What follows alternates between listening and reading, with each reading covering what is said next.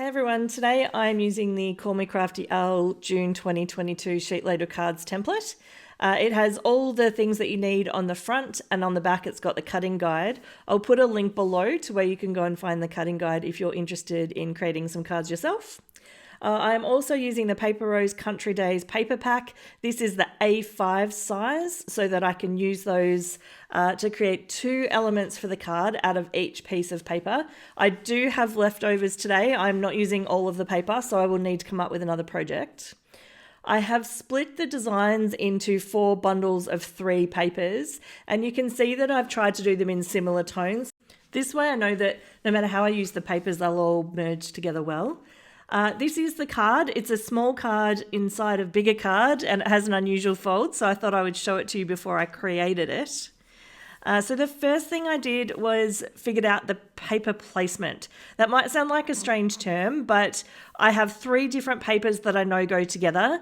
And when I use 3 pieces of paper on one card, I'm always concerned that I'm going to overwhelm the card and it's going to be really busy.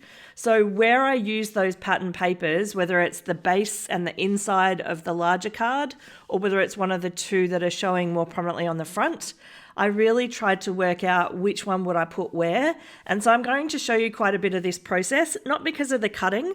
The cutting is very straightforward. It's 5 1/4 by 4, 4 by 4, and 3 by 4. So the sizes are very, very simple.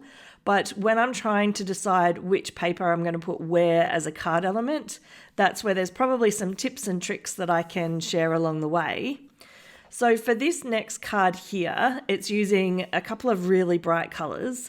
And what I decided to do was pick one of the papers and know where it was going to go. So this is the smallest element on the front of the card. This is the 4 by 3 piece. So I've chopped it, and then I'm sort of putting the cards together right here so that do I want the dots at the front or the dots at the back?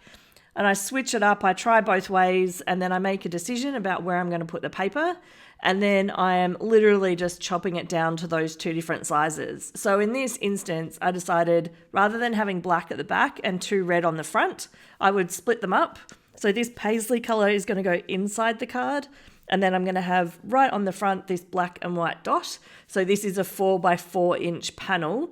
So I'm just cutting these down. I'm creating quite a decent pile of scraps to my left. And again, I will create another video and figure out a way to make great use of those. For this next one, I decided to put the bold one as the 4 by 3. This was an unusual choice. Now I'm trying to decide, do I put the black at the front or the wood paneling at the front? And in the end, I decided the wood paneling would be perfect at the back, and then I would use this black and white stripe with the blue on the front as the focal point. So again, this is the 4 by 4s, and then I'll be chopping down the 5 1/4 by 4. The beauty of using the A5 paper is I can get 2 backing panels out of 1 piece of paper. So for this sketch, I actually didn't make any changes at all. Normally I tweak the design, add some different elements, but this time I've literally done it exactly the same as the template. So I do have a few plans to do a couple of videos where I simplify the design, and then another one where I make it a little bit more complicated. So keep an eye out for those. I will have those over the next month or 2 when I get a little more time to do some more creating. All right, so just finishing these up here with the blue tones. These look really fantastic. I really like the 3 different blues. They're different enough to contrast. All right, so now I'm making the bases, and by that I mean I'm adding all 3 pieces of pattern paper to the 2 cards that are then going to be stuck together to create the fun fold card. Now, the first time I did this, I completely covered my desk in all 12 pieces of pattern paper, and it got a little tricky. I hardly had any space to actually attach the paper to the card bases. So I learned from that, and the next time I did just 4 panels, and then I did the 8 panels as a second half. This is so simple to do. Adding these panels to the card bases, they fit with a nice neat border.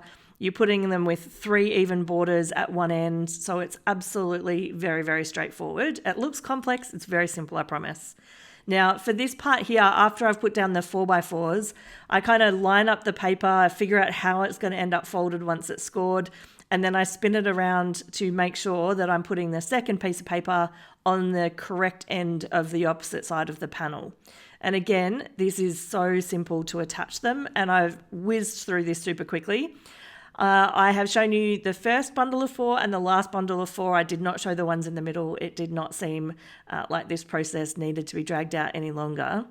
Now, after I've gone through and I've added all of these pattern papers, I'm then going to go through and I'm actually going to score all of the paper and turn these into 2 sets of cards. So the bigger one, it's slightly smaller than an A2.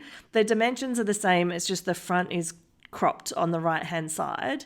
When I say the dimensions are the same, they'll fit in the same size envelope even though it's slightly smaller. For the card bases, I actually used Nina Solar White and I used the 110 pound. And so what that meant is when I was doing my scoring, I was being really careful to get a really good score line. And then you'll see I've got my Teflon bone folder there as well. I don't often use that. I normally score my cards and then just run along with my fingers and do it quite quickly. And I find that I get pretty good results that way. But for this one and the fact that there's 2 folds, I tried to get them as flat as I could using the bone folder. They still stick up a little bit. I feel like I need to stick the cards under a giant book or something to flatten them out. But I guess that's the nature of the fun fold and having really heavy cardstock for 2 card bases. So I'm just running through. As I was doing it, I put all of the cards together so that I could see what they would look like. And then I thought, hey, maybe I should keep an open mind and swap some things around and see if I like it better. I moved some of them around. I took a second look. And in the end, I decided, you know what? I love the way I had it to begin with. So I left it exactly the same. Originally, I was a little concerned that it would be complicated to put the 2 cards together. And then I realized I'm literally just going to put ATG on the back, center it on the card, and then the fun fold just works. You open one to the left, open one to the right, and it works just fine. Then I needed to figure out sentiments. So I've got this "You're amazing" and "You couldn't be more awesome." And I figured both of those looked really good. And it made me decide that I was only going to put a sentiment. I was not going to add any other embellishment, any other die cut, anything else onto the card. I'm just going to let the paper do the work and some really bold sentiments. I have a few in my stash from previous projects. And because I want to use some of these for teacher cards and encouragement cards and thank you cards, it worked out really well to use some of these generic sentiments and not be focused on things like birthdays. All right, so here you can see I've just got 4 things that have a bit of weight. So the remote controls for my TV and my Apple TV and my pen and my bone folder holding these down, because otherwise the flaps of the top would open up. And I just tried a couple of different sentiments. I was moving them around. I knew I've got 4 lots of 4 here, so there's 16 cards. I knew I wanted all 4 of the same design to look the same. So in the end, I managed to identify different ways to use different sentiments on the cards. And so for these blue ones, I've just used a very, very simple hello. I had some of these die cut already, but not layered. So I just added the white layer on top and then attached it to these 4 cards. You can see here that these ones are matted. Again, I had these in my stash, so the Keep Smiling really seemed to go with the bright red, cheerful pattern paper, which worked out really, really well as well. You will then see the 2 that I did my testing with. So up next, we've got the You're Amazing. And actually, no, this one's You Couldn't Be More Awesome. So I've put that on the rust and orange coloured card, and it is so impactful. It really jumps out. And then when we get to the next one, which is another blue one, that's when we will use the You're Amazing. And I've just popped that down in the bottom right-hand corner. And honestly, these are fantastic. The cards are so unique. I loved that the paper was so simple to cut up and use. If you love using templates to create cards, I have put a link here to a video that I think you might enjoy. Have a great day.